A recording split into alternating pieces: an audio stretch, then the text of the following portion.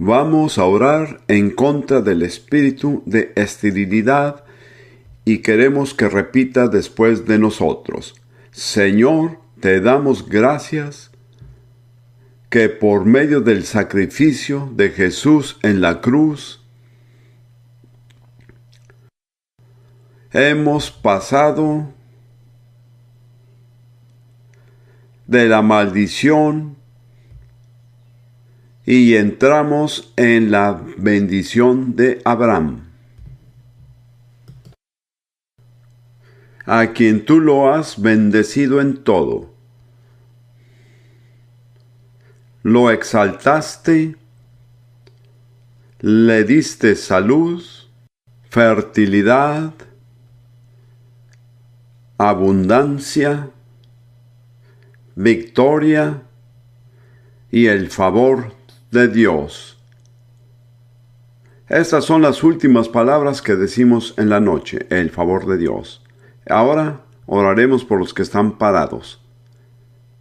Señor Jesús, creemos que tú estás aquí esta noche por medio de tu Espíritu lleno de compasión y anhelas bendecir a tu pueblo creyente.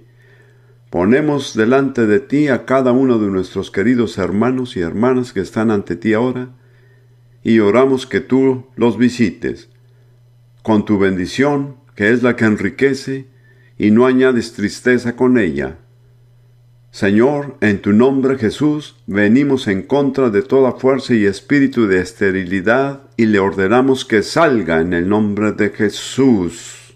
Los liberamos a todos los que están parados de toda maldición de esterilidad, gracias a la obra que hiciste en la cruz, y oramos por la bendición tuya, que sean fértiles, en el nombre de Jesús. Y todos dicen, amén. Muy bien, pueden sentarse.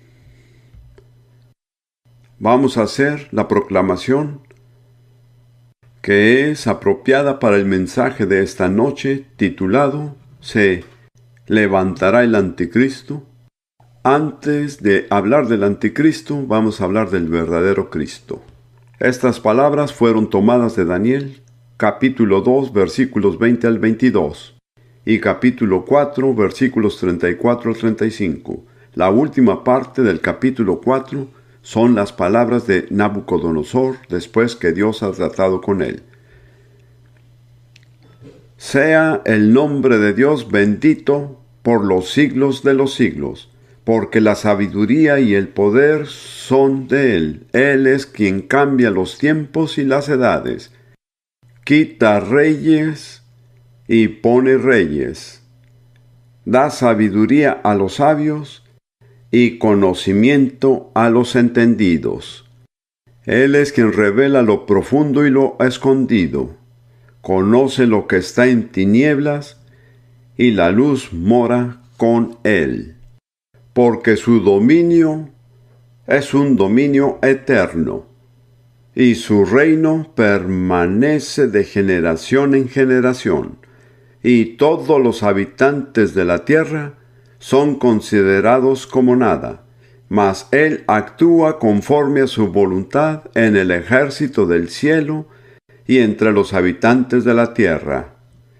Nadie puede detener su mano, ni decirle, ¿qué has hecho? Amén. Ya he anunciado el tema para esta reunión. Se levantará el anticristo. Este mensaje hace parte de la serie sobre los últimos tiempos y constituye una porción esencial e importante de la revelación total de Dios tocante a los últimos tiempos. Personalmente creo que los cristianos que no se toman la molestia y buscan a Dios para escudriñar la enseñanza básica de la palabra de Dios acerca del anticristo están en grave peligro de ser arrastrados por el engaño. Dios ha puesto a nuestra disposición el conocimiento y somos responsables de lo que hagamos con él.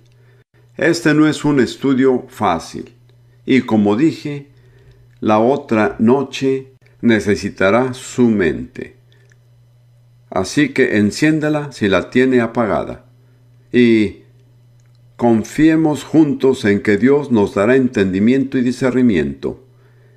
En primer lugar, necesitamos estudiar el significado de la palabra o la expresión anticristo, porque podemos aprender mucho de ello.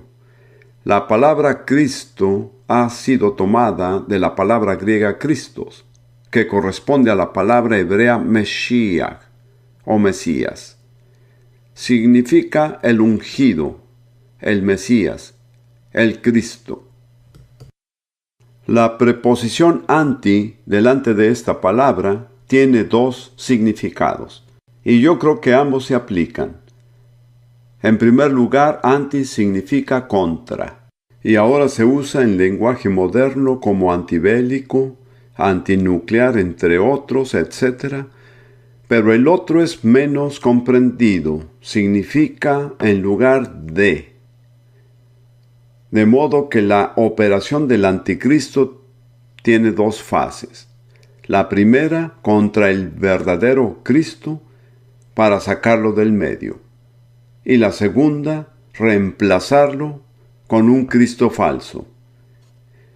En Primera de Juan, capítulo 2, versículo 18, Juan explica cómo se relaciona esto con los últimos días. Primera de Juan 2:18. Él dice: hijitos, es la última hora. No solo los últimos días, sino la última hora. Y así como oíste que el anticristo viene, y sigue diciendo, también ahora han surgido muchos anticristos. Por eso sabemos que es la última hora. Esta es una marca distintiva del último tiempo. Y luego en la misma epístola, capítulo 4, los versículos 2 al 3. Primera de Juan 4, 2 y 3. En esto conoced el Espíritu de Dios, el Espíritu Santo. Todo espíritu que confiesa que Jesucristo ha venido en carne es de Dios. Es decir, todo espíritu que confiesa que Jesús vino como Dios hombre y vivió aquí como hombre y anduvo como ser encarnado es de Dios. Y todo espíritu que no confiesa que Jesucristo, existen varios textos diferentes, pero estoy hablando del que considero más confiable. Y todo espíritu que no confiesa que Jesucristo ha venido en carne, no es de Dios, y este es el espíritu del anticristo, el cual vosotros habéis oído que viene, y que ahora ya está en el mundo. Aquí vemos al anticristo en tres formas. Muchos anticristos en plural, el anticristo en singular y el espíritu del anticristo. El espíritu del anticristo opera a través de cada anticristo y a lo largo de la historia, desde los días de Juan hasta hoy, ha habido muchos anticristos. Pero hay uno que se denomina el anticristo, que aún no ha aparecido en la escena de la historia humana y que es la suprema manifestación del espíritu del anticristo. Personalmente me inclino a pensar que su venida está tan cercana que puede decirse que su sombra ya se ha dibujado sobre el escenario de la historia. Esa es mi opinión personal. Ahora bien, es muy importante que entendamos cuáles son las marcas del espíritu del anticristo, reveladas en la palabra. En Primera de Juan 2:19.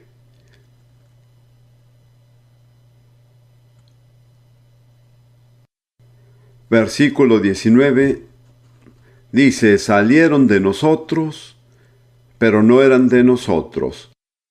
Porque si hubiesen sido de nosotros, habrían permanecido con nosotros, pero salieron para que se manifestase que no todos son de nosotros. Esto es muy importante. El espíritu del anticristo empieza a la par del pueblo de Dios.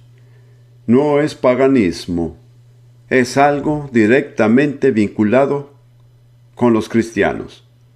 pero no se queda con los cristianos, sino que sale de los cristianos. Esto es muy significativo porque indica, si entiendo correctamente, que el anticristo surgirá de alguna manera de cristianos profesantes. En otras palabras, no va a ser algún dictador que no tiene profesión o asociación cristiana, sino que va a surgir de un vínculo cercano con la iglesia profesante. Y luego, en los versículos 22 y 23 de Primera de Juan capítulo 2, el apóstol dice: ¿quién es el mentiroso, sino el que niega que Jesús es el Cristo, o sea, el Mesías? Este es el anticristo, el que niega al Padre y al Hijo. Todo aquel que niega al Hijo, tampoco tiene al Padre. El que confiesa al Hijo, tiene también al Padre. Esta es otra marca del espíritu del anticristo. Niega la relación del Padre y el Hijo en la deidad. No reconoce la revelación del único Dios. Esto es muy visible en una de las fuerzas anticristianas más poderosas en el mundo, que es el Islam, la religión de Mahoma, que niega encarnizadamente que Jesús es el Hijo de Dios. Ellos reconocerán que Jesús pudo ser el Mesías. En una ocasión oraba con un musulmán que quería la salvación. Él vino y yo le dije: lo guiaré en una oración. Cuando yo dije Jesús, el Hijo de Dios, su boca se bloqueó y no pudo decirlo. Hace unos años Rudy y yo estábamos en Pakistán antes que Don y su equipo fueran ahí. Debido a que anunciamos reuniones de sanidad, miles de personas vinieron, a pesar de que era un estado musulmán. Y contamos unas 8 o 9 mil personas que indicaron que querían ser salvas. Yo siempre las guío en oración. Y ellas repiten después de mí: solo Dios sabe los resultados que vienen después. Pero yo siempre empezaba diciendo: Señor Jesucristo, yo creo que tú eres el Hijo de Dios y el único camino a Dios. Pero cualquier autoridad o fuerza espiritual que niega la relación del Hijo y del Padre en la deidad, evidencia la marca del anticristo. La gran mezquita de Omar, que está sobre la explanada del templo en Jerusalén, tiene inscripciones en árabe y 2 veces dice enfáticamente: Dios no necesita un hijo. De hecho, esta es una impresión personal. A mi parecer, el Islam es la fuerza anticristiana más activa y poderosa que opera en el mundo actualmente. Por desdicha, multitudes de cristianos son engañados porque no han aprendido a discernir. Luego, en Primera de Juan 4, versículo 3, dice: todo espíritu que no confiesa a Jesucristo no es de Dios, y este es el espíritu del anticristo. Esta es una marca más general. Todo espíritu que no reconoce lo que la Biblia dice acerca de Jesús es un espíritu del anticristo. Como sabe, el espíritu del anticristo no es paganismo. Solo puede surgir donde se han declarado las palabras de Jesús. Es el mayor contraataque de Satanás contra Jesús y contra el Evangelio.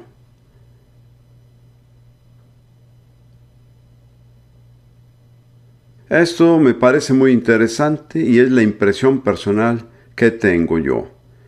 La Biblia relata la primera vez que el espíritu del anticristo realmente se manifestó. Se encuentra en Mateo 27, versículos 21 y 22. Es cuando Jesús está delante de Pilato y los líderes religiosos judíos están acusando a Jesús. Versículos 21 y 22. Y respondiendo el gobernador les dijo: ¿A cuál de los dos queréis que os suelte? Y recuerde, el asunto era si debía liberar a Jesús o a Barrabás. Él iba a liberar a un prisionero. ¿A quién escogerían ellos? Y ellos dijeron: a Barrabás. Pilatos les dijo: ¿qué pues haré de Jesús llamado el Cristo o Mesías? Todos le dijeron: sea crucificado. Como puede ver, hubo un rechazo deliberado de Jesús y la elección de otro en su lugar. Barrabás, el que fue elegido, era una figura política, era un hombre violento y un asesino. Si usted se detiene a meditar en esto, es uno de los hechos más extraordinarios de la historia humana, que el pueblo judío rechazó a Jesús y escogió a Barrabás. Porque Jesús solo había hecho el bien. Él nunca hizo daño a nadie. Él sanó a incontables multitudes. Él trajo paz y amor a miles de personas. ¿Por qué cometieron los judíos ese trágico error? La respuesta es que estaban fascinados, sin entenderlo, por un espíritu que era el espíritu del anticristo. Creo que ese es un anticipo de lo que va a pasar en el mundo, y creo que es muy pronto. Creo que Dios va a confrontar a la humanidad a que haga su elección. ¿Quieren a Jesús o quieren a este otro? Creo que la misma fuerza espiritual arrastrará a la gran mayoría de la humanidad a decir: no queremos a Jesús, preferimos a alguien infinitamente peor que Barrabás. Por eso pienso que es tan importante enseñar esto, porque creo que todo cristiano necesita ser instruido, para no equivocarse en la elección ni seguir a la multitud. Ahora, hay varios pasajes en el Nuevo Testamento que enseñan específicamente acerca del anticristo. Hablaré de dos brevemente. El primero es 2 de Tesalonicenses capítulo 2. El otro será Apocalipsis capítulo 13. Veremos primero 2 de Tesalonicenses capítulo 2. Voy a examinarlo más o menos versículo por versículo, pero no voy a tardar mucho en esto. Entonces, si tiene su Biblia, conviene que lo siga. Voy a resumirlo como sigue. Los versículos 1 y 2 nos enseñan que la manifestación del anticristo debe preceder al regreso del Señor Jesús. Pablo dice: no se dejen confundir. Si alguien asegura y dice que ya llegó el día del Señor, el día del regreso de Jesús. Versículo 3. Nadie os engañe. Y cuán importantes son estas palabras. Me gustaría repetirlas. Nadie os engañe. He dicho en un mensaje anterior de esta serie que el peligro más grande que amenaza a los cristianos es el engaño. Nadie os engañe en ninguna manera, porque no vendrá sin que antes venga la apostasía y se manifieste el hombre de pecado, el hijo de perdición. El hombre de pecado, el hijo de perdición, es el anticristo. ¿Quién más va a ser llamado el hijo de perdición? Solo hay alguien más que se llama así: Judas. Así es. ¿Qué fue Judas? Un apóstol que apostató. Esa es una clara señal de que el anticristo tendrá algún tipo de asociación con la iglesia. Además, se llama el hombre de pecado. Juan dice que el espíritu de pecado ya está operando. pero el anticristo será la máxima manifestación final de la rebelión del hombre contra Dios. Esto se presentará como la elección de un gobernante que está en rebelión contra Dios y se opone al gobernante elegido por Dios, el Señor Jesús. Sin embargo, y esto es muy importante, Pablo dice que esto no sucederá hasta que venga la apostasía. Esa es la traducción Reina Valera. La NBI dice la rebelión. Pero la palabra griega es apostasia, de la cual se deriva la palabra apostasía.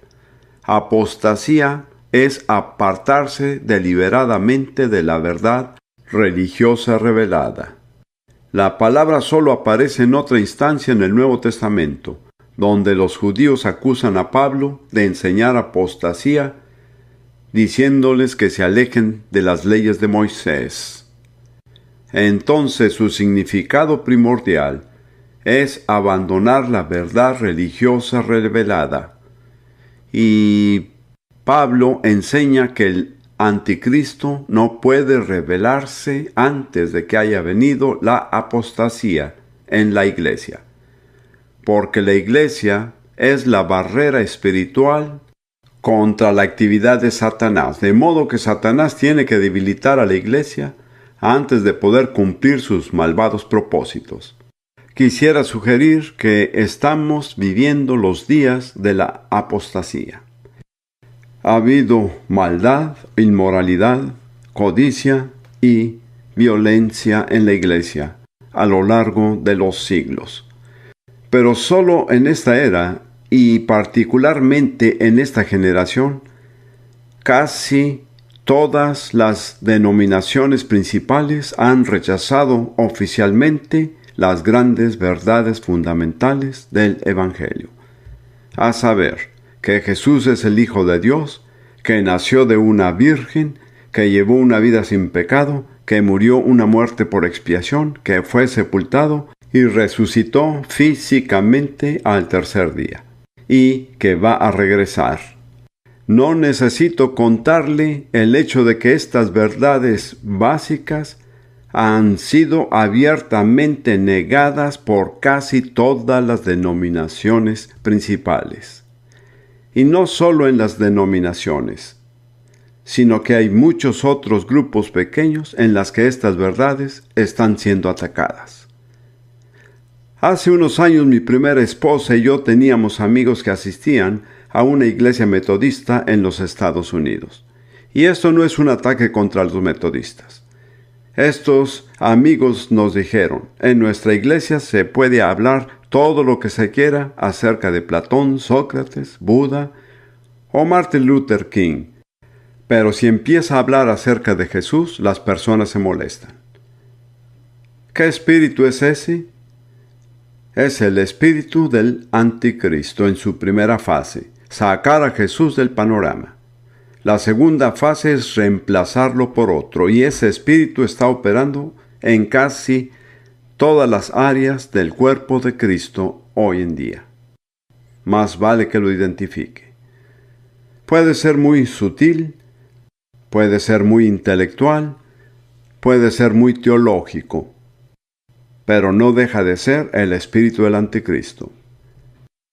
Ahora, los versículos 4 y 5 declaran que el anticristo se opone y se levanta contra todo lo que se llama Dios o es objeto de culto, tanto que se sienta en el templo de Dios como Dios, haciéndose pasar por Dios. Hay controversia acerca del cuál es el templo de Dios. He llegado a creer que será un templo físico construido por el pueblo judío sobre el monte del templo en Jerusalén. Debo decir que muchos judíos están activamente preparándose para ello, al punto que tienen escuelas para los levitas con el fin de enseñarles a practicar los sacrificios, porque como sabe, es un ritual muy elaborado. No es fácil, tiene que saber cómo quitar la piel a una oveja, qué hacer con las diferentes partes. También tienen personas que están tejiendo las vestiduras de los sacerdotes. Y ha habido un par de intentos por abrirse paso en el monte del templo. Algunos eruditos sugieren que la verdadera ubicación del lugar santísimo no era donde se encuentra ahora la mezquita de Omar. De modo que se podría reconstruir un templo sin demoler la mezquita de Omar. No digo que esto sucederá, pero me he enterado en los últimos años de que el pueblo judío experimenta una gran presión para reconstruir el templo. Existe una enseñanza en el judaísmo que no es bíblica y no se enseña en todo el judaísmo, que dice: aquel que traiga de vuelta nuestro templo es nuestro Mesías. Esto no es bíblico. Pero si usted no está familiarizado con el pueblo judío, no comprenderá cuán importante era para ellos el templo de Herodes. Siempre me asombra esto, porque ellos nunca recuerdan el templo de Salomón. Siempre es el templo de Herodes. Esto es asombroso, porque Herodes era un edomita, era un hombre malvado, que asesinó toda clase de gente, incluso miembros de su propia familia. Y construyó ese templo para congraciarse con el pueblo judío. Pero hay un tipo de espíritu que opera y dice: queremos de vuelta nuestro templo. Y el que nos devuelva nuestro templo será reconocido como nuestro Mesías. Entonces yo creo personalmente que en algún momento el anticristo se sentará en un templo que ha sido construido por el pueblo judío. La gente dice que no puede ser el templo de Dios porque no son creyentes. Yo no estoy convencido de eso, porque los judíos son el pueblo de Dios, ya sean creyentes o incrédulos. Dios es el Dios de los judíos, sea que lo reconozcan a Él o no. Si los judíos construyen un templo a su Dios, entonces es el templo de Dios. Es nada más una manera de verlo. Comprenderá que he dedicado mucho tiempo a meditar en esto. Y lo he hecho porque siento la presión, dado que vivimos en Jerusalén, y se siente como la sombra del anticristo se proyecta sobre la ciudad. No es algo remoto. Es algo muy palpable. Luego en los versículos 5 y 6, Pablo dice: ¿no os acordáis que cuando yo estaba todavía con vosotros os decía esto, y ahora vosotros sabéis lo que lo detiene, a fin de que a su debido tiempo se manifieste? Porque ya está en acción el misterio de la iniquidad, solo que hay quien al presente lo detiene hasta que él a su vez se ha quitado del medio. También esto es una cuestión de controversia. Pero la fuerza que lo detiene es llamada él y eso. ¿Quién y qué? Yo coincido con quienes dicen que es el Espíritu Santo. Mientras el Espíritu Santo permanezca de alguna manera, el anticristo no puede manifestarse plenamente. Versículo 8. Y entonces se manifestará aquel inicuo, a quien el Señor matará con el espíritu de su boca, y destruirá con el resplandor de su venida. A mí personalmente me alegra que el verdadero Cristo se encargue del falso Cristo. Yo no quiero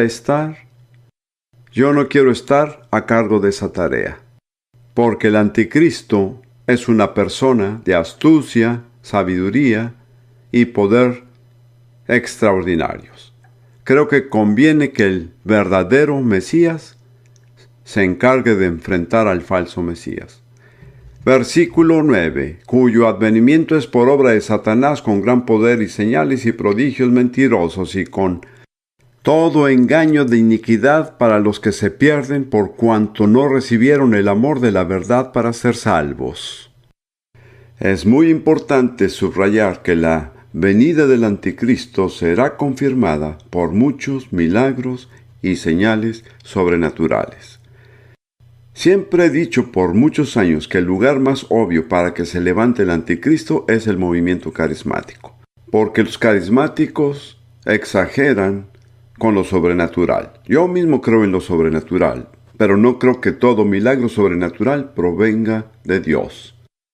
Y creo que es muy importante que aprendamos a distinguir esto, de lo contrario vamos a ser engañados. Luego dice, con todo engaño de iniquidad para los que se pierden por cuanto no recibieron el amor de la verdad para ser salvos. Solo existe una forma de protegerse, y es recibir el amor de la verdad. Si usted ama sinceramente la verdad, eso lo protegerá del engaño. Pero la palabra amor en griego agape es una palabra muy fuerte. Significa una ferviente devoción por la verdad. No quiere decir que usted lee su Biblia una vez al día o asiste a una iglesia que predica la Biblia. Significa que usted estima la verdad por encima de cualquier otra cosa. Muchas personas que se llaman creyentes en la Biblia no demuestran el amor de la verdad. Hay dos formas para entender la verdad. La verdad es Jesús y la verdad es la palabra de Dios. Y quiero exhortarlo a amar la palabra de Dios con gran fervor, a tomar más tiempo en ella de lo que dedica a la televisión o cualquier otra actividad. De otra manera, será engañado. Yo diría que en este momento hay mucha tibieza en esta nación y en muchas otras naciones, en los cristianos profesantes hacia la palabra de Dios. Un amigo mío vino aquí al Reino Unido, debo decir esto, espero no ofender a alguien, Lance Lambert, a quien muchos conocen. Él presidió una serie de reuniones a lo largo de las Islas Británicas, incluso en Jersey y en Irlanda del Norte, y en Dublín. Y asistieron el doble de personas de las que habían ellos esperado. Casi en todas las reuniones se reunieron grandes multitudes.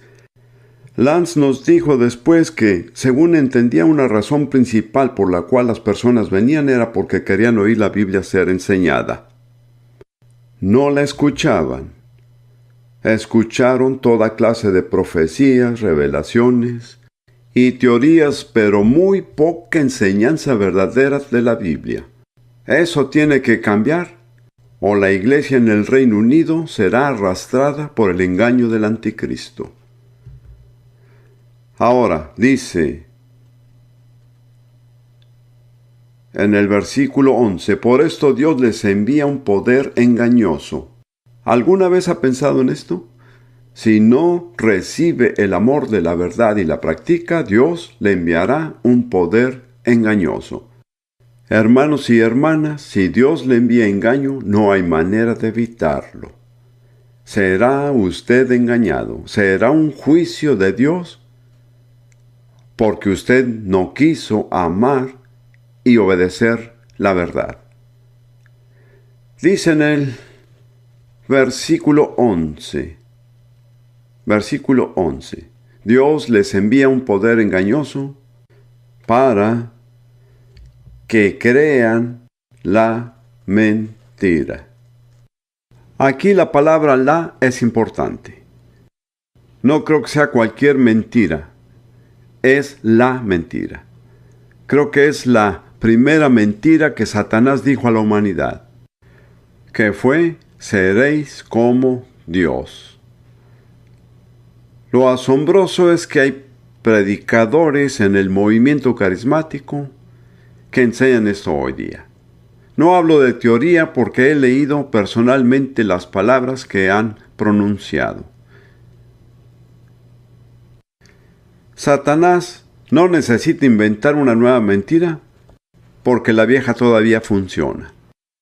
En una palabra, ¿qué atrae a la humanidad por encima de cualquier cosa? El orgullo, así es. Muchos dicen que el orgullo precede a una caída, pero eso no es lo que dice la Biblia. Dice que el orgullo precede a la destrucción y un espíritu altivo la caída. Una de las cosas que necesitamos aprender es a humillarnos. Y recuerde lo que dije el otro día. Dios no lo hace por usted. No puede decir, Dios, hazme humilde, porque Dios dice, humíllate tú mismo. Es una decisión de la voluntad. Le sugiero que aproveche cualquier oportunidad para humillarse. Todo en nuestro ser lo resiste, pero puede ser la misericordia de Dios. Cuando las personas son injustas con usted, o dicen algo mal acerca de usted, o no lo aprecian bien, ¿sabe qué debería hacer? Alabar a Dios. Eso le da una oportunidad para humillarse. La Biblia dice, todo el que se humilla será exaltado, pero todo el que se exalta será humillado. Como ve, su función consiste en humillarse y dejar que Dios lo exalte. No haga lo contrario, exaltándose a sí mismo, porque Dios tendrá que humillarlo. Hay un hermoso ejemplo de esto en la relación eterna. Hay dos personajes importantes. Uno se humilló y el otro se exaltó. El que se humilló a sí mismo fue Jesús, haciéndose obediente hasta la muerte. Luego, las Escrituras dicen, por lo cual Dios también le exaltó hasta lo sumo. ¿Por qué dice por lo cual? Porque Él se humilló a sí mismo. Jesús no recibió exaltación como un hijo consentido. Él fue exaltado porque cumplió con los requisitos para ser exaltado. Este principio está presente en todo el universo, no hay excepciones de ninguna clase. Todo el que se exalta a sí mismo será humillado. Pero gracias a Dios que todo el que se humilla será exaltado. No quiero profundizar en esto porque podría extenderme demasiado, pero déjenme sugerir a las parejas casadas que una manera muy buena de humillarse es pedir perdón a su esposa o esposo cada vez que dice o hace algo que está fuera de lugar. No le reste importancia. No menosprecie el incidente. Diga, lo siento, no debí decir eso, no fui amable, fui impaciente, me molesté, por favor, perdóname. Y entonces dé gracias a Dios por una oportunidad para humillarse. Dios le presentará oportunidades si usted está dispuesto.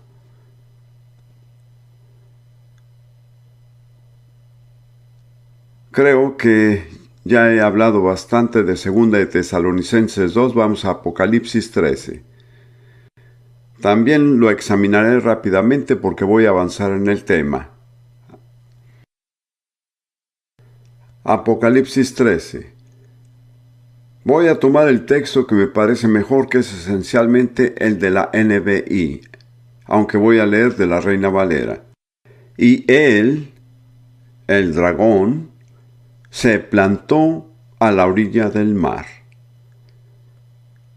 Y entonces Juan dice una bestia, y el griego dice una bestia salvaje. Es muy importante que lo traduzcamos bien. Es una criatura feroz, destructiva. Y vi subir del mar una bestia que tenía 7 cabezas y 10 cuernos. Permítame señalar que yo no creo que exista una criatura buena que tenga más de una cabeza. En la Biblia, todas las criaturas que tienen más de una cabeza son malas. Quiero subrayar que la iglesia tiene una sola cabeza.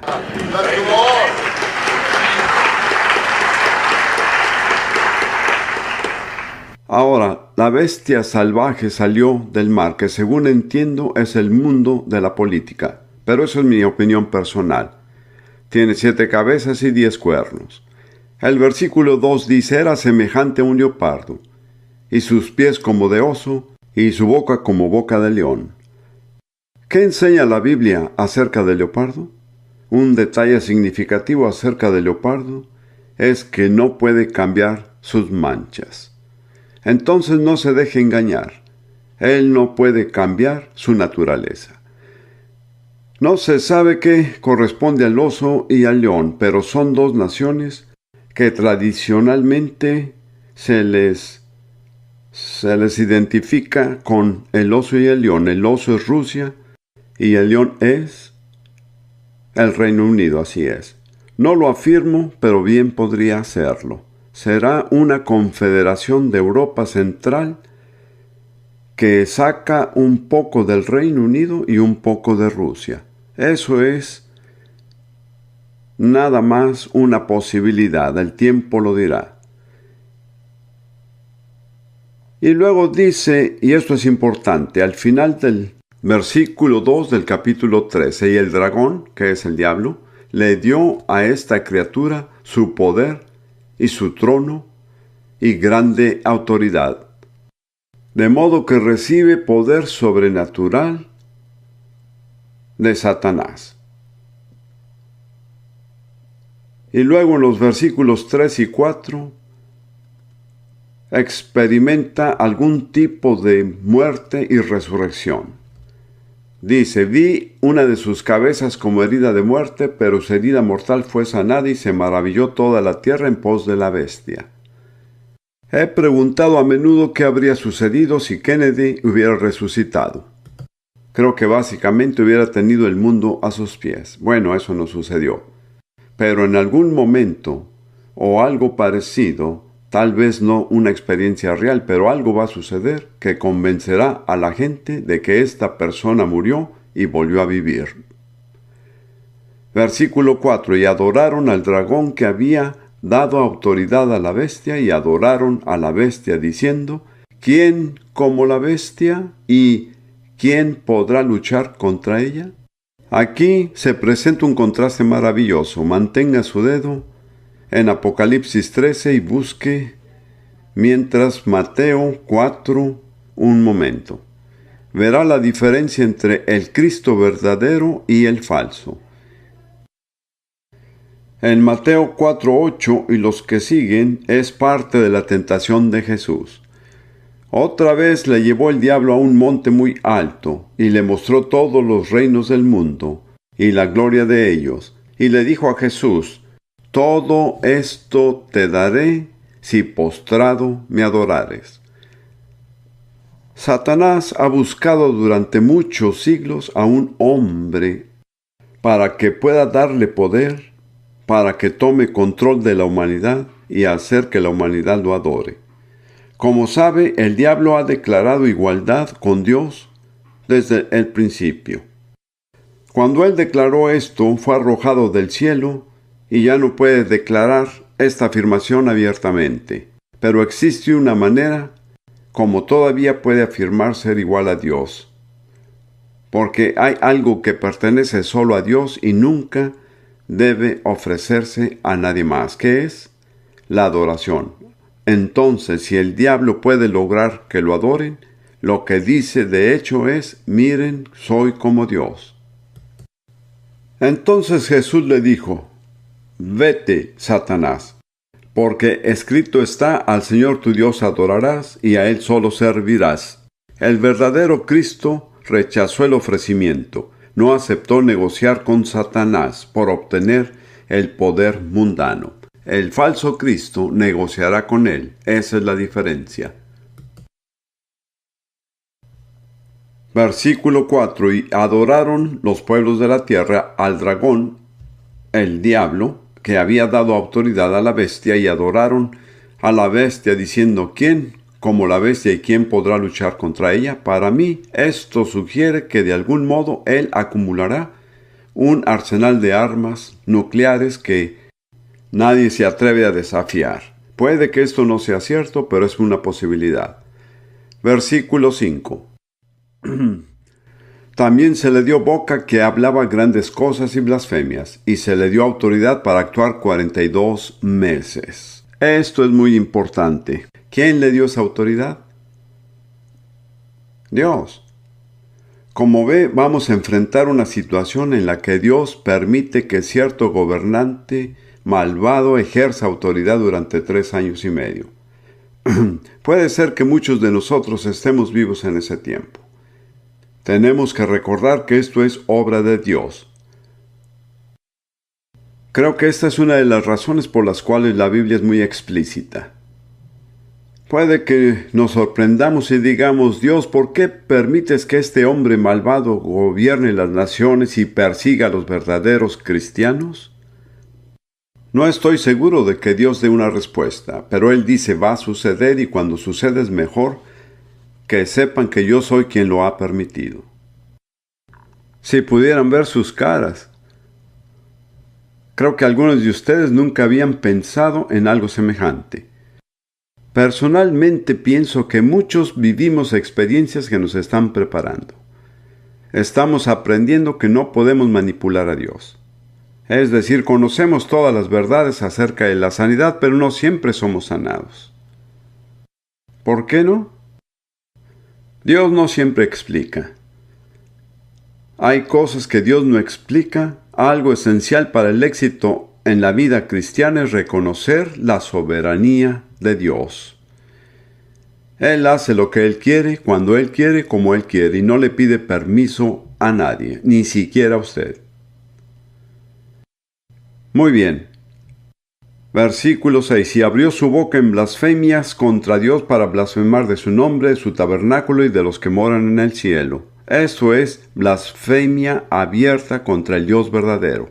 Y se le permitió, es decir, Dios, hacer guerra contra los santos y vencerlos. Mediten esto por un momento.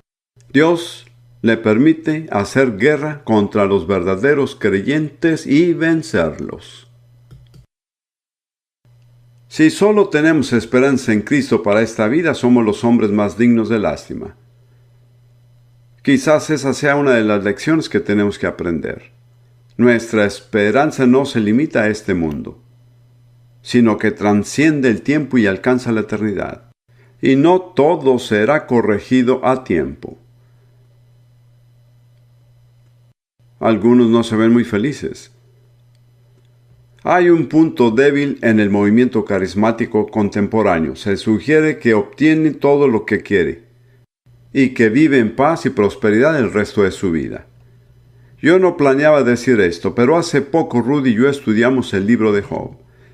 Al final Dios, espero no equivocarme en lo que digo, no quiero decepcionar a nadie, pero al final, después de todo lo que pasó, ya sabe, Dios se apareció a Job, y lo más interesante es que Job no tuvo más preguntas después de haber visto al Señor. No necesitó tener una respuesta para cada punto y cada detalle. Encontrar al Señor fue suficiente. Entonces el Señor dijo, en efecto, Job habló de mí lo que conviene, pero lo que han hablado sus 3 amigos sobre mí no es correcto. He meditado en eso durante más de un mes. Se lo diré de este modo. Yo realmente no planeaba decir esto. Cuando analiza las palabras de Elifaz, Bildad y Zofar, ¿qué predicaban ellos? La respuesta es el Evangelio de la Prosperidad. Estúdielo cuidadosamente. Todo estará bien, nunca se va a enfermar, siempre tendrá mucho dinero. En cierto sentido es cierto. Pero Dios dice, ellos no hablaron acerca de mí lo que es correcto. Job salió e hizo algunos comentarios muy amargos acerca de Dios. Y Dios dijo que tenía razón. Piensa en eso. Yo creo que el Evangelio de la Prosperidad lo he enseñado durante años por mucho más tiempo que la mayoría de las personas que lo enseñan ahora. De hecho, algunos lo sacaron de mí. Pero no es la última palabra. Amén. Digo esto porque realmente me preocupa que ustedes puedan terminar desilusionados y amargamente decepcionados si no dan cabida a la soberanía de Dios en su vida. Lo que Don dijo acerca del temor del Señor, yo respondí amén y amén. Lo que Él quiere más que cualquier otra cosa es un respeto reverente hacia Él. Y que estemos dispuestos a admitir que Él conoce su trabajo. Él sabe lo que hace, Él nunca comete un error y cada decisión que hace es correcta. ¿Lo cree? Levante su mano si usted lo cree, porque yo lo creo. Recuerde levantar su mano dentro de una semana también. Bien, sigamos en Apocalipsis 13. Versículo 8. Y la adoraron todos los moradores de la tierra. Esa es la bestia, y al adorar a la bestia adoraron a Satanás, cuyos nombres no estaban escritos en el libro de la vida del Cordero que fue inmolado desde el principio del mundo. ¿Quiénes están exentos? Solamente aquellos cuyos nombres estaban escritos en el libro de la vida desde la fundación del mundo. En otras palabras, Dios preserva a quienes Él ha escogido. Lo más importante, en cierto modo, es saber que Dios lo eligió. Esto tampoco se enseña mucho en la iglesia de hoy, pero resulta que es verdad. Usted no es cristiano porque usted eligió ser cristiano. Es cristiano porque Dios lo escogió. Y eso lo hace mucho más firme. Muchos cristianos están ansiosos y se esfuerzan por tratar de hacerlo y se preguntan si lo lograrán. No han comprendido que Dios los escogió desde la eternidad y que Él tiene un plan para sus vidas, el cual se va a cumplir. Descanse. Deje de tratar de ser bueno y disfrute a Dios.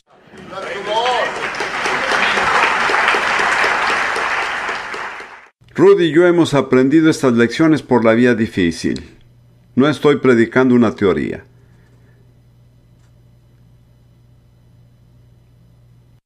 Muy bien. Versículo 9. El que tenga oídos que oiga. Yo ni siquiera sabía que este versículo estaba ahí. Ahora, el versículo 10 voy a pasar a la NBI porque creo que es una traducción más exacta. Son los versículos 9 y 10. Y dicen, el que tenga oídos que oiga, el que deba ser llevado cautivo a la cautividad irá, el que deba morir a espada, a filo de espada morirá. Esto es casi fatalismo, ¿no le parece? Si he de ir a la cautividad, allí iré. Si he de ser ejecutado, entonces moriré así. Luego dice, y esta es la aplicación, en esto consisten la perseverancia y la fidelidad de los santos. Sin importar lo que suceda, sin importar cómo sea tratado, sin importar cuánto empeore una situación, Dios espera perseverancia y fidelidad. ¿Puedo decirle algo acerca de la perseverancia? Solo hay una forma de aprender perseverancia. ¿Sabe cuál es? Perseverando. Dios permite que a muchos de ustedes les sobrevengan cosas que no entienden ni les gustan, porque van a tener que aprender a perseverar para sobrevivir. Él está preparando a muchos de nosotros para perseverar más de lo que hemos perseverado. ¿Puede alabar al Señor? Siento decir cosas decepcionantes, pero resulta que son verdad. Eso creo. Bien, leamos el versículo 11. Después vi, ¿sabe qué? Lo siento mucho. Lo digo de corazón, yo no quisiera arruinar sus esperanzas ni dejarlo apesumbrado. Verso 11. Después vi que de la tierra subía otra bestia, tenía 2 cuernos como de cordero, pero hablaba como dragón. Creo que la tierra representa la religión. Esa es nada más mi opinión. Y recuerde que la religión es la fuerza más poderosa en la humanidad. Es mucho más poderosa que el ateísmo o el materialismo. De modo que si Satanás se propone cautivar a la raza humana, necesita a alguien religioso para hacerlo. Si el anticristo va a ejercer autoridad total, tiene que usar la religión como medio para lograrlo. Y dice que esta bestia, versículo 11, tiene 2 cuernos como de cordero y que hablaba como un dragón. Alegaba ser cordero, pero en realidad era un dragón. Proclamaba ser un seguidor de Jesús, pero no tenía el espíritu de Jesús. y ejerce toda la autoridad de la primera bestia en presencia de ella, y hace que la tierra y los moradores de ella adoren a la primera bestia, cuya herida mortal fue sanada. Observe que su impulso supremo es la adoración de la bestia. También hace grandes señales, de tal manera que aún hace descender fuego del cielo a la tierra delante de los hombres, y engaña a los moradores de la tierra con las señales que se le ha permitido hacer en presencia de la bestia. ¿Cuál es el peligro aquí, en una palabra? El engaño, así es, debido a las señales milagrosas. No todos los milagros dan testimonio de la verdad de la palabra de Dios. Algunos son realizados para ratificar mentiras. Y dice que se le permitió hacerlo. Dios, ¿hablas en serio? ¿Realmente vas a permitir que estos hacedores del mal hagan milagros? Dios dice sí. Y luego dice en el versículo 14, les ordenó que hicieran una imagen en honor de la bestia que después de ser herida a espada, revivió. Se le permitió infundir vida a la imagen de la primera bestia para que hablara y mandara matar a quienes no adoraran la imagen. Aquí sucede algo que probablemente corresponde a la esfera de lo sobrenatural. Una imagen que habla. Con los actuales avances tecnológicos, eso es posible. ¿Cuántos de ustedes han estado en Disneylandia y han visto la imagen de Abraham Lincoln que habla y pronuncia un discurso? No digo que será así, pero creo que será un nivel muchísimo más elevado. Pero todo el que no adore la imagen de la bestia solo tiene un destino: ser ejecutado. Quiero señalar aquí que existe una trinidad satánica. Quisiera que lo veamos un momento. El dragón, Satanás, es el equivalente de Dios Padre. La bestia, el anticristo, es el equivalente del Hijo. El falso profeta es el equivalente del Espíritu Santo. Y el ídolo que ellos producen es el equivalente de la iglesia. Como ve, Satanás no tiene inventiva ni creatividad. Solo puede imitar lo que Dios ya ha hecho. Hay un célebre dicho en latín: Diabolos simeus Dei. El diablo, el simio de Dios. No tiene creatividad. Ahora, veamos los versículos que acaparan la atención de todo el mundo. Versículo 16. Además logró que a todos, grandes y pequeños, ricos y pobres, libres y esclavos, se les pusiera una marca en la mano derecha o en la frente. Ahora, les daré una simple ilustración. Hace 10 años fui a Disney World y compré un boleto, entré, salí y dije me gustaría volver. Entonces ellos pusieron un sello en mi mano y salí. Luego cuando regresé me dijeron muéstrame tu mano, y ahí encontraron el sello con rayos ultravioletas que mostraba la fecha cuando estuve allí, y puede entrar de nuevo. No digo que algo así tan crudo como esto sucederá, pero nos da una buena idea hacia dónde vamos. De modo que nadie pudiera comprar ni vender a menos que llevara la marca, que es el nombre de la bestia o el número de ese nombre. Se necesitan 3 cosas para valerse de este sistema: la marca, el nombre o el número. Sin estos es imposible comprar o vender, queda excluido totalmente de la sociedad. El número del nombre de la bestia fascina a muchas personas. Dice en el versículo 18, aquí hay sabiduría, el que tiene entendimiento cuenta el número de la bestia, pues es número de hombre, y su número es 666. Ahora, el hecho es que en el pueblo judío cada nombre tiene un número. Y creo que lo mismo podría ser cierto en la sociedad griega. Porque tanto en hebreo como en griego, las letras del alfabeto también tienen valores numéricos. Las primeras 10 letras son 1 a 10. Después de eso aumentan por decenas. 10, 20, 30, 40, 50, 60, 70, 80, 90 y 100. Después de eso continúa por centenas. 200, 300, 400. Y se puede ascender según el número de letras que hay en el alfabeto. El alfabeto hebreo solo va hasta 400. El griego va más allá. Quiero que mi esposa Ruth venga y me acompañe un momento para que puedan ver que estás ahí.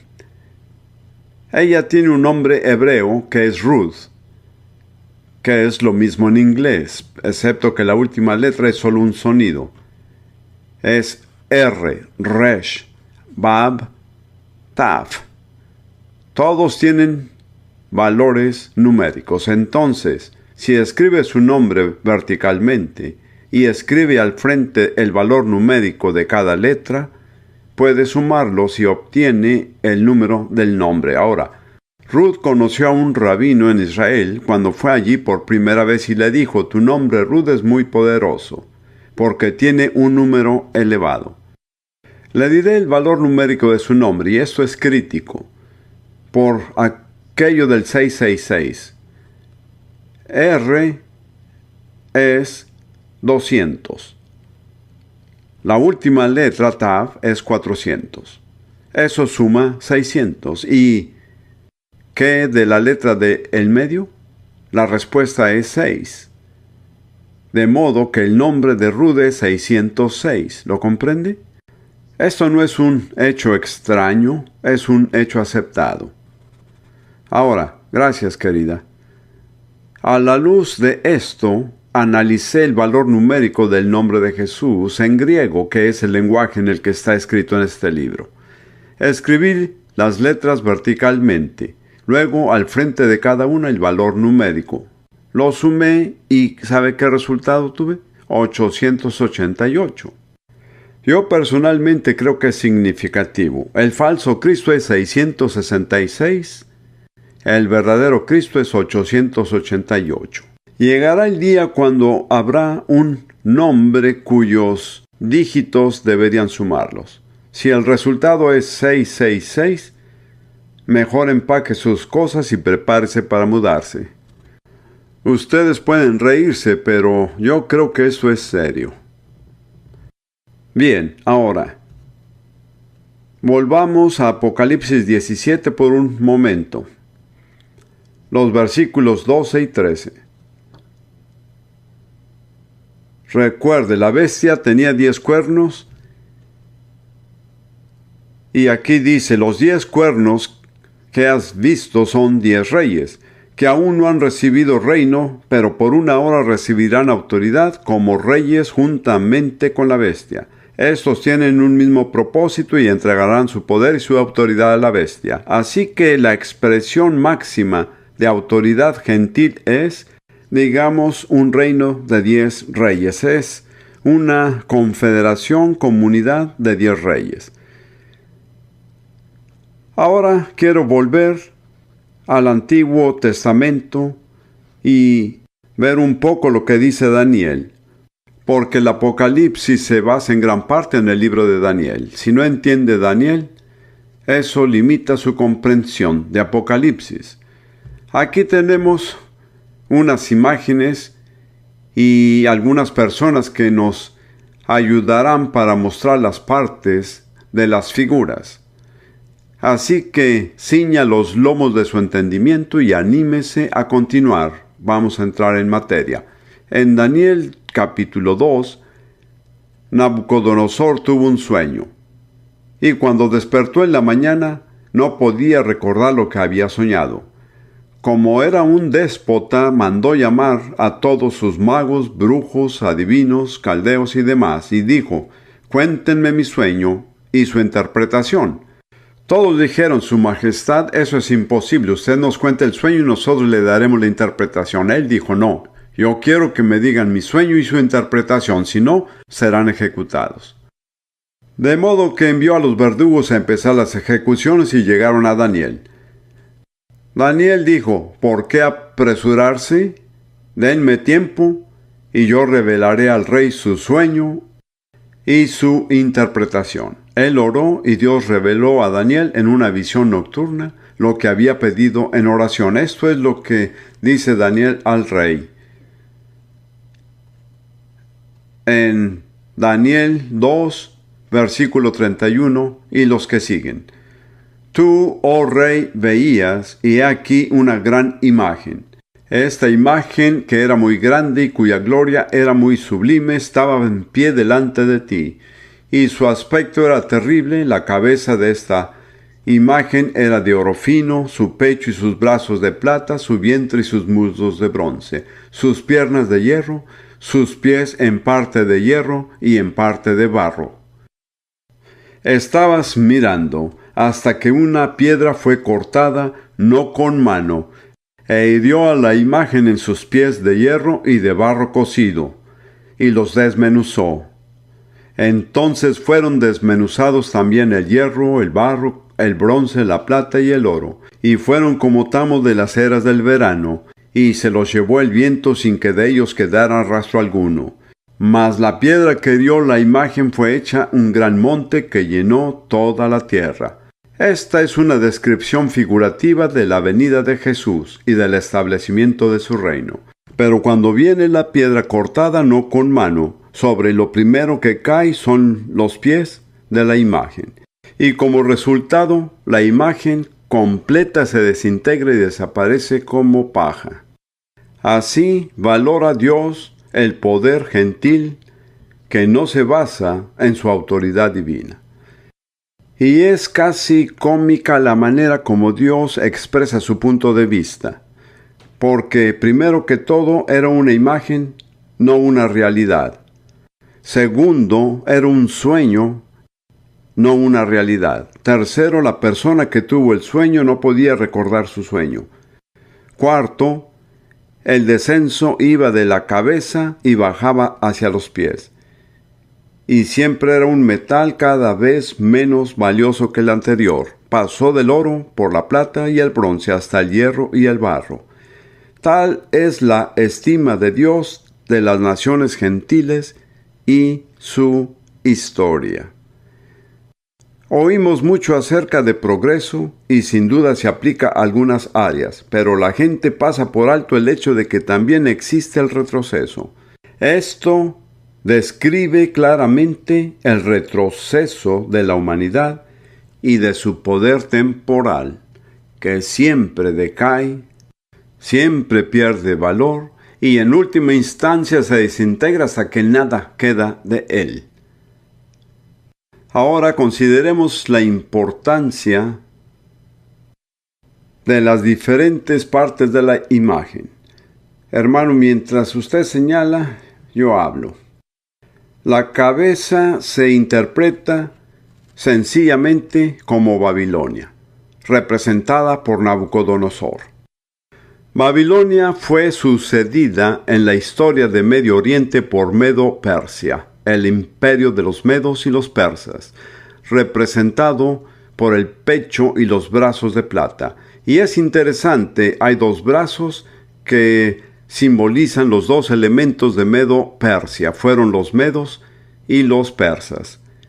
El siguiente imperio fue Grecia, creado por Alejandro Magno. Está representado por el vientre y los muslos de bronce. Me resulta interesante, acabo de notar esto, que el vientre y los muslos representan el área reproductiva del cuerpo. De todos los 4 imperios, el que se ha reproducido espiritualmente es Grecia. Grecia es la fuente de la democracia, la fuente del humanismo, la fuente de toda la filosofía de la cual fui estudiante. Es la fuente de la relatividad. El primer filósofo griego del que tenemos registro, llamado Protágoras, hizo ciertas afirmaciones simples. Él dijo: el hombre es la medida de todas las cosas. Es exactamente humanismo. Él dijo: nunca cruzas el mismo río, porque la segunda vez el agua es otra. presentó una imagen completamente relativa de la realidad. Y si observa la cultura del mundo occidental, las naciones europeas, incluso el Reino Unido, realmente se rigen en gran medida por Grecia. Ustedes tienen un tipo de educación ligeramente diferente a la que yo recibí, pero cuando yo asistí a la escuela empecé a aprender latín a los 9 años y griego a los 10 años. A los 12 ya se esperaba que yo escribiera versículos en griego y en latín.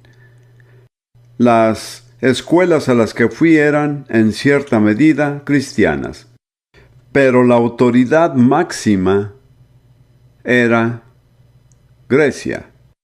No se decía de esa manera, pero lo que más importaba era poder citar del griego, conocer a los poetas griegos y a los filósofos griegos, y nuestra cultura fue moldeada por esto. Cuando yo conocí a Jesús, una de las cosas que tuve que hacer fue renunciar a toda mi relación con la cultura y la filosofía griegas. Esta es nada más una ilustración de cuán exacta es la palabra de Dios. De hecho, yo diría que el Reino Unido necesita ser liberado de la esclavitud a los clásicos antes de que experimente un verdadero avivamiento. Cuando por primera vez, después de casarnos, traje a Ruth al Reino Unido, yo quise enseñarle Londres y los palacios y otros lugares alrededor. Y ella se sorprendió mucho por el hecho de que había muchos ídolos e imágenes y estatuas griegas, pero yo estaba tan acostumbrado a eso que no lo había visto así, pero me di cuenta de que este era el espíritu que dominaba a Londres.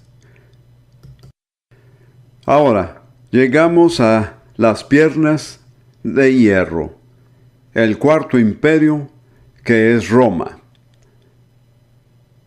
Es decir, casi todos los comentaristas bíblicos coinciden en estas interpretaciones. Al igual que los brazos son dos piernas, esto nos advierte que va a haber algún tipo de división. Esto es muy significativo debido a su interpretación. El imperio romano empezó como uno, pero en el siglo IV se dividió en dos, el imperio occidental y el imperio oriental. En la época de Constantino, la capital del imperio occidental era Roma, la capital del imperio oriental era Constantinopla. Ahí están las dos piernas. Ahora bien, en las dos piernas hay dedos, todos entienden eso. Cualquier figura humana no tiene 9 dedos en un pie y uno en el otro. Tiene 5 dedos en un pie y 5 dedos en el otro. Veamos entonces la siguiente imagen. ¿Reconoce esta imagen? Espero que pueda. Eso es básicamente Europa del Sur. Ve estas dos piernas cuyos pies son en parte de hierro y en parte de barro. A propósito, mi gratitud a la persona que hizo esto. Los dedos de la pierna derecha están en Roma. Los dedos de la pierna izquierda están en Constantinopla. Ahora, si esto es exacto, habrá 10 reyes y una confederación de 10 reyes. Actualmente muchas personas están emocionadas con respecto a la comunidad europea y creo que sucederá. Pero digo que es imposible porque no se puede tener 9 dedos en una pierna y una en la otra. Además, hay más de 10 naciones que hacen parte de la comunidad europea. Creo que la comunidad europea es una imagen de la forma como serán las cosas, pero no la versión definitiva. Así que meditemos. Le Le he presentado algunas inferencias. No son necesariamente declaraciones doctrinales. Puede que no resulten como sugiero. Su propósito no es dictarle la verdad final, sino ponerlo a pensar en cierta dirección para que a partir de ahora pueda examinar las cosas por sí mismo a la luz de las Escrituras. De modo que si tenemos 5 pies en la pierna derecha, eso es la mitad occidental del Imperio Romano. Y tenemos que preguntarnos cuáles son las 5 naciones a las que podría corresponder. Esto es nada más una posibilidad, pero mi respuesta es España, Francia, Alemania, Italia, y si hay una más, bien podría ser Austria. Ahora bien, algo que hay que tener en mente respecto a estas naciones es que todas, por su trasfondo, son católico-romanas y naciones imperiales. Cada una ha tenido un imperio. Mi comentario es que el leopardo no puede cambiar sus manchas. Al final, estos serán los factores decisivos en la conducta de dichas naciones. Ahora pasamos a la mitad oriental, la pierna izquierda. Y tenemos posiblemente a Grecia,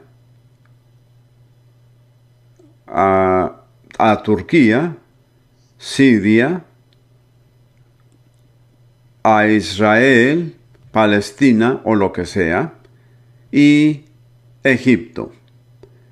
Aquí también es nada más una posibilidad. Sin embargo, esto cumple con los requisitos porque tenemos 5 dedos en cada pie. Además, el campo de batalla final, el lugar definitivo en el que van a definirse las cosas, no es Europa, sino Oriente Medio. Y esta zona tiene que estar involucrada. Esta es nada más una forma de pensarlo, ¿está bien? De ninguna manera aseguro que funcionará exactamente de esa manera, pero sí pienso que es mucho más probable que cualquier teoría que afirme que saldrá de la comunidad europea. Todos somos egocéntricos y somos más o menos europeos. Y pensamos que todo gira a nuestro alrededor. Pero la verdad es que el área del mundo que juega el papel principal en la revelación bíblica es Oriente Medio. Y tiene que ser el lugar donde se concentra al final. Ahora, se preguntará cómo sucederá esto. No sé, y personalmente creo que se habla sin cesar de un gobierno mundial. Yo no creo en eso, y esta es mi opinión, que alguien sea capaz de crear un gobierno mundial excepto el anticristo. Se necesitará alguien así. Entre tanto, ¿nos quedan cuántos años? No lo sabemos, en los que todavía gozamos de cierta libertad para operar y hacer lo que Dios nos ha llamado a hacer.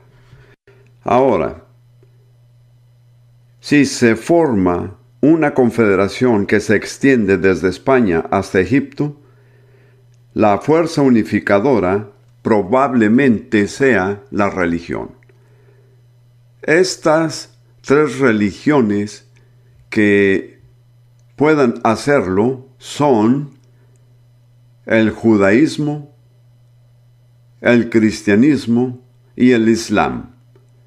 Todas tienen mucho en común. Solo hay un obstáculo que algún tipo de religión surja de las 3. Solo un obstáculo. Es aquel personaje histórico que incomoda, llamado Jesús. Porque Jesús dijo, yo soy el camino, la verdad y la vida. Nadie viene al Padre sino por mí. Entonces, si el anticristo va a crear este orden mundial, ¿qué tiene que hacer primero? Sacar a Jesús del medio. Y en esto trabaja diligentemente día y noche. Actualmente vemos situaciones en las que la reina misma, como cabeza de la iglesia anglicana, ha asistido a un culto en un recinto anglicano donde hindús y musulmanes y otros han ofrecido adoración. El Papa ha asistido a ceremonias similares. ¿Qué revela todo esto? Como último recurso, si Jesús es un obstáculo, quitémoslo del medio. Y entonces tendremos unidad. Tendremos un solo mundo. Podemos tener un gobierno mundial. Me temo que esto va a suceder. No quiero esto, pero creo que sucederá, porque creo que Dios ha dicho que sucederá. Todo esto es, en cierto sentido, teoría. No todo, pero en parte. No quiero imponerles mis opiniones. Lo único que quiero es animarlos a pensar en cierta dirección. Ahora, en Daniel 8, tenemos una profecía acerca de 2 imperios. No tenemos tiempo de tratar esto en detalle, pero hay un carnero que es Persia y un macho cabrío que es Grecia. Esto es característico de estas naciones porque son animales distintivos. Todo esto fue desplegado por Alejandro Magno. Él fue quien se abrió camino y cambió todo el sistema mundial. De Alejandro Magno salieron 4 imperios menores. Tal vez deberíamos leer eso en Daniel 8, si puedo encontrarlo rápido.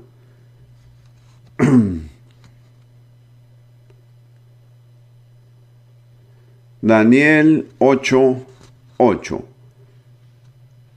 Y el macho cabrío, que es Grecia, se engrandeció sobremanera, pero estando en su mayor fuerza, aquel gran cuerno Alejandro fue quebrado, y en su lugar salieron otros 4 cuernos notables hacia los 4 vientos del cielo. Sin embargo, no tenían el mismo poder de Alejandro. Creo que la historia deja claro cuáles fueron los 4 imperios. Número 1, Macedonia, que es el norte de Grecia bajo Antígono. Número 2, Pérgamo, en Turquía, bajo la dinastía de los Atálidas. Número 3, Siria, bajo el imperio Seleucida. Y cuarto, Egipto, bajo el imperio Ptolomeo. Ahora, Daniel 8:9 al 11 nos dice que el anticristo va a surgir de uno de estos imperios en el último tiempo.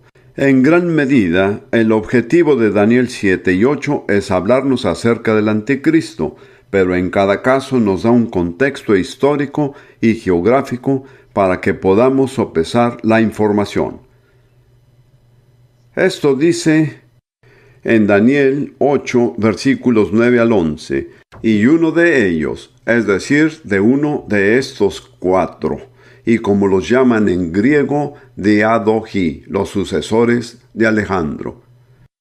Y de uno de ellos salió un cuerno pequeño, que creció mucho al sur y al oriente, y hacia la tierra gloriosa, y se engrandeció hasta el ejército del cielo, y parte del ejército y de las estrellas echó por tierra y las pisoteó.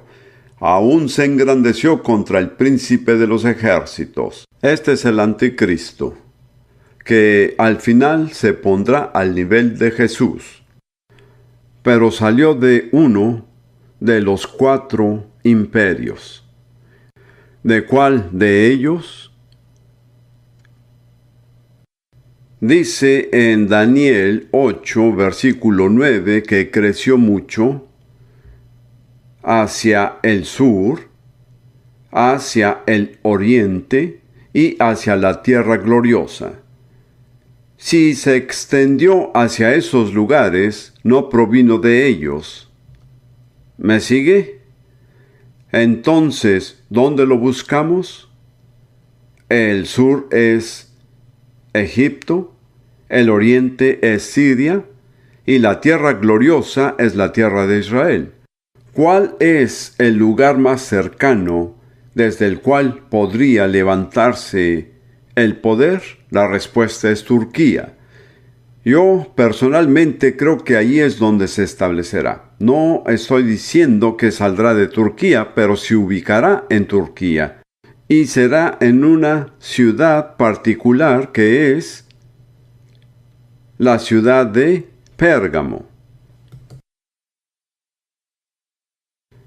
Muchos de ustedes no han escuchado antes de Pérgamo, pero es una de las ciudades de las 7 iglesias en Asia del libro de Apocalipsis.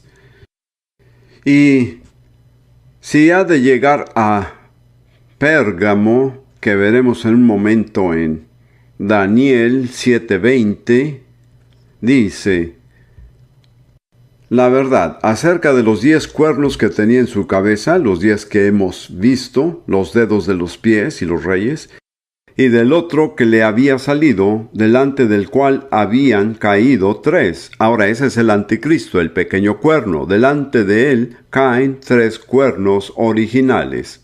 Si lo que sugiero es correcto, los 3 cuernos que caerían serían Siria, Palestina y Egipto.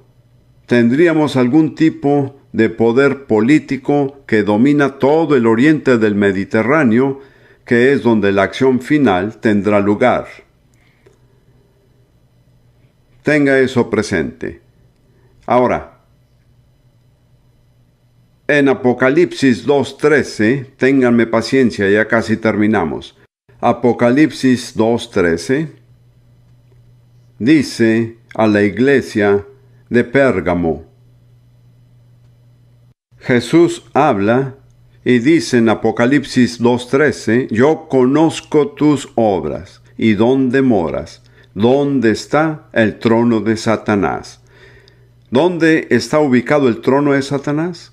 En Pérgamo. Muy bien. En Apocalipsis 13, versículo 2.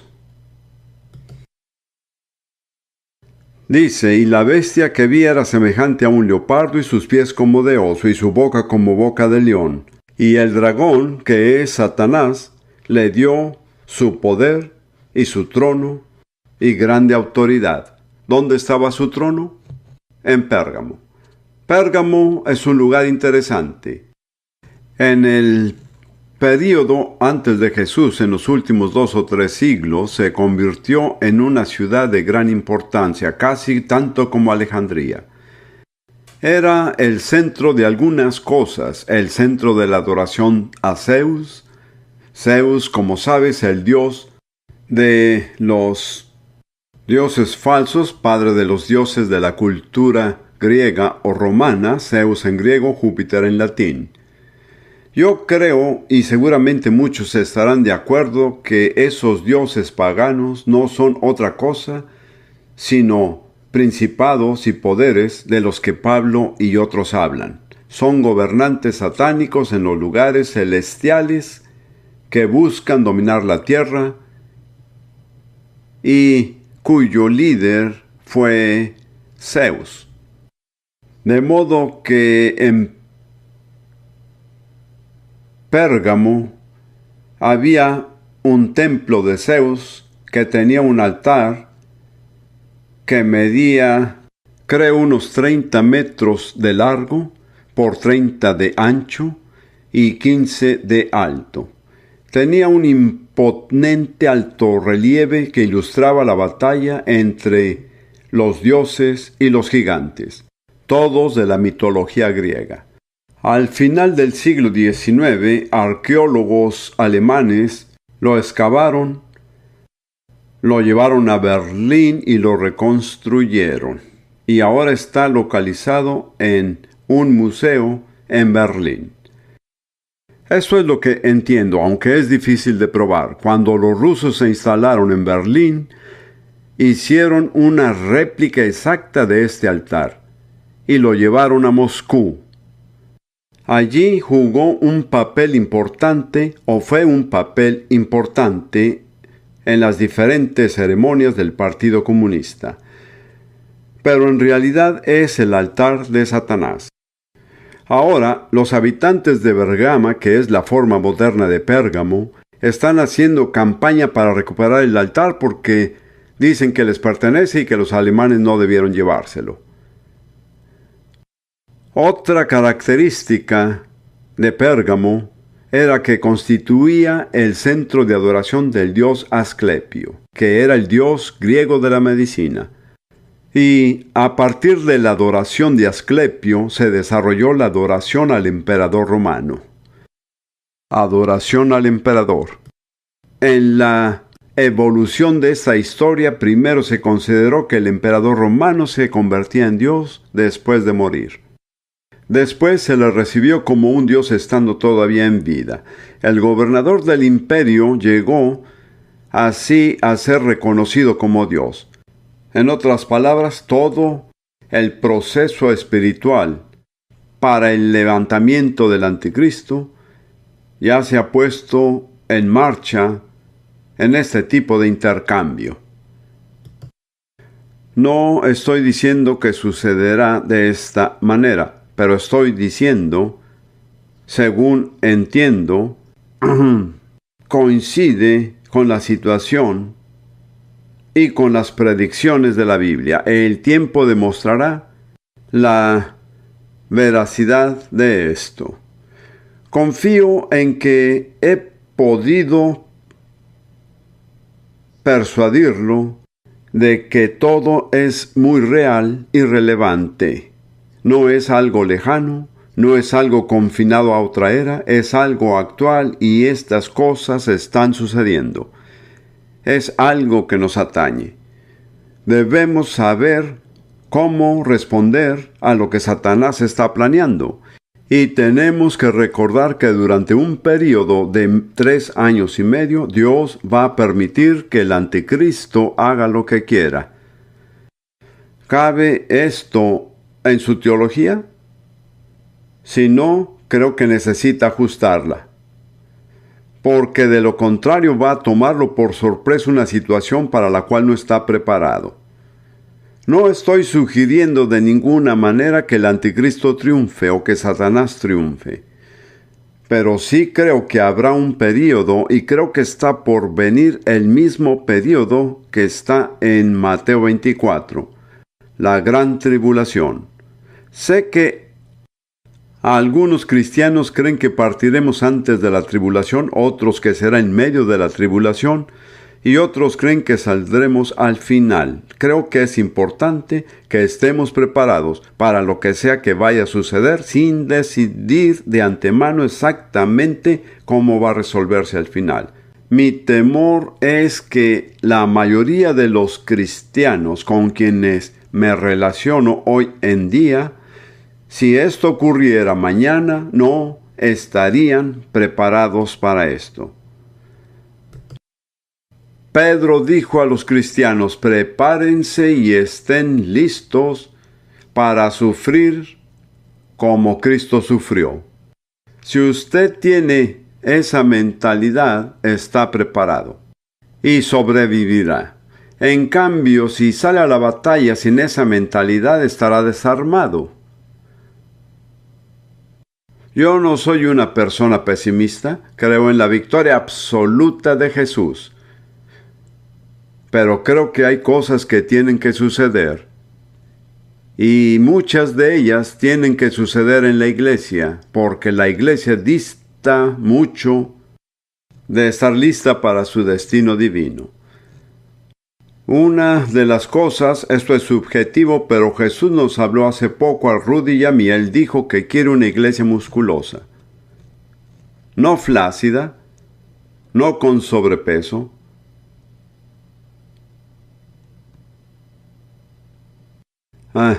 Los hermanos de África apreciarán esto. Cuando era director de un colegio para enseñar maestros en Kenia, un día caminando con uno de mis estudiantes, y sin darle mucho tiempo le pregunté: ¿con qué tipo de mujer quieres casarte? Sin pensarlo, respondió inmediatamente diciendo: tiene que ser de color cobrizo y musculosa.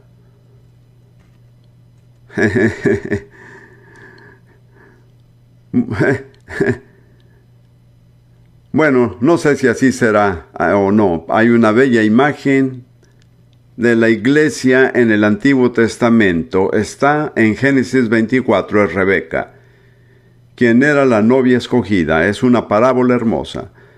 Pero cuando Rebeca aparece y Jacobo estaba presente, ¿sabe lo que hizo? Sacó suficiente agua para todos los 10 camellos. Y un camello puede beber 40 galones de agua. Así que ella sacó 400 galones de agua. No me diga que no era musculosa.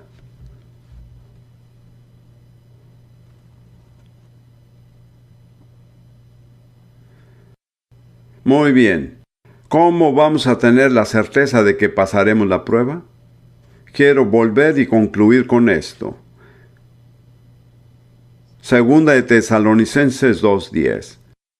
Satanás, versículo 10, con todo engaño de iniquidad para los que se pierden, por cuanto no recibieron el amor de la verdad para ser salvos.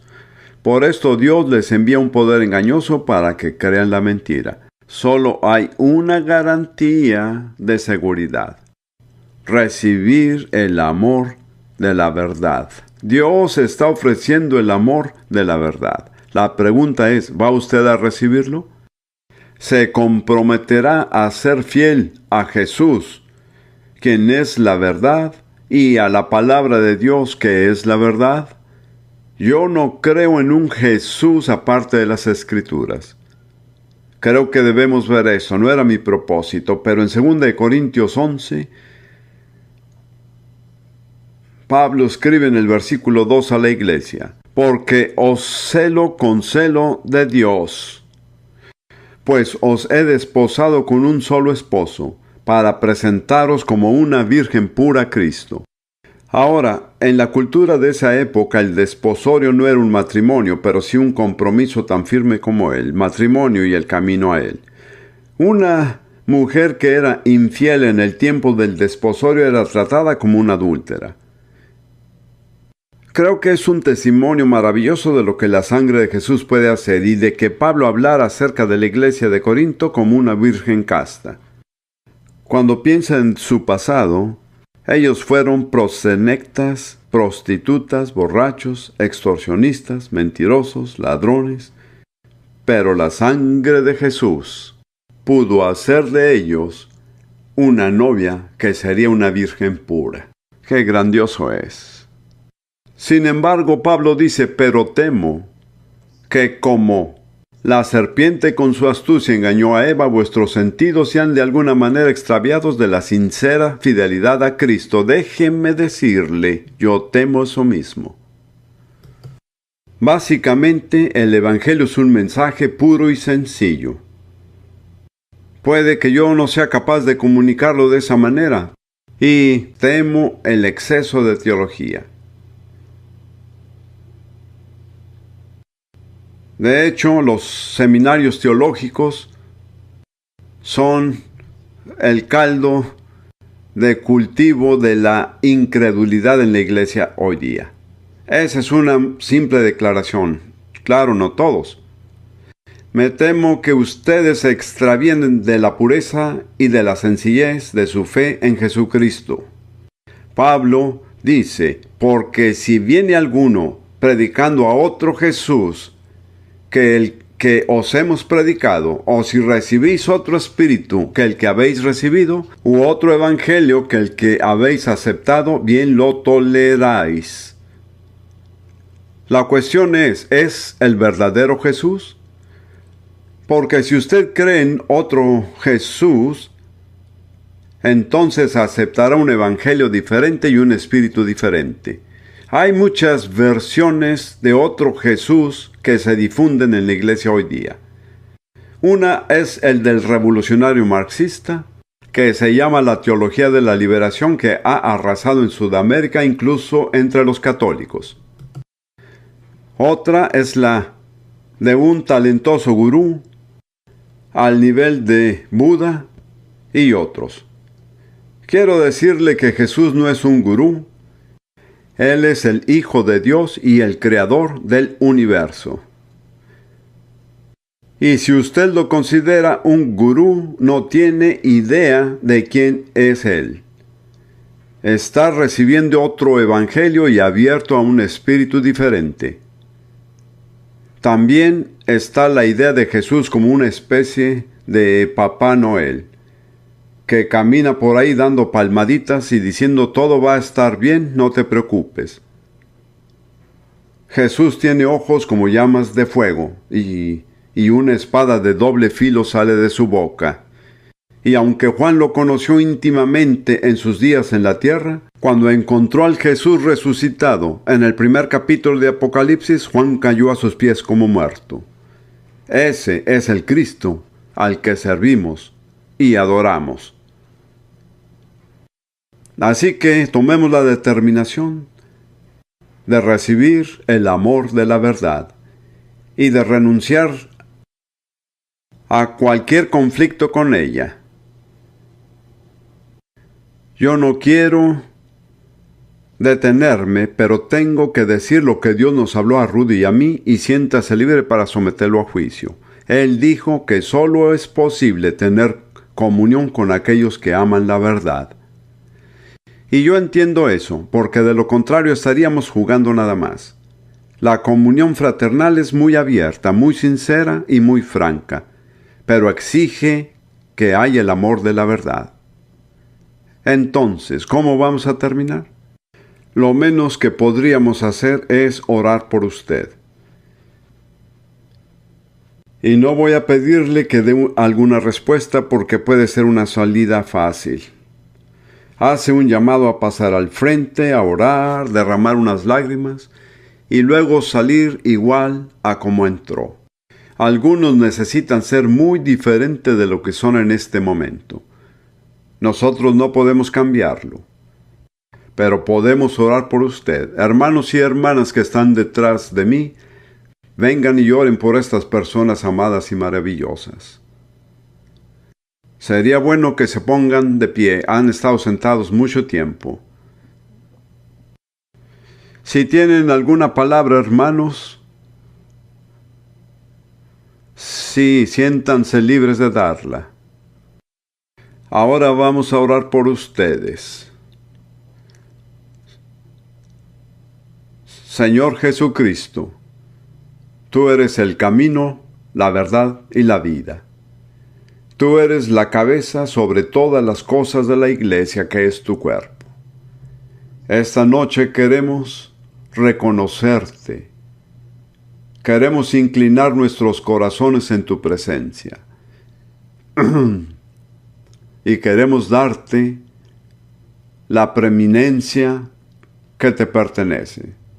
Señor, si no tenemos el amor de la verdad, si andamos por ahí jugando con toda clase de juegos y teorías religiosas, y nuestra religión es una especie de juego, Señor, cámbianos. Te pedimos que nos cambies. Oramos por aquellos que están delante de ti, para que conforme sea necesario, tú traigas convicción de pecado, justicia y de juicio, con tal que no nos permita seguir jugando a la religión y llamándolo cristianismo. Ten misericordia de nosotros, Señor. Ten misericordia de la iglesia de esta nación. Y envía un verdadero avivamiento que cambie la iglesia, Señor. En el nombre de Jesús lo pedimos.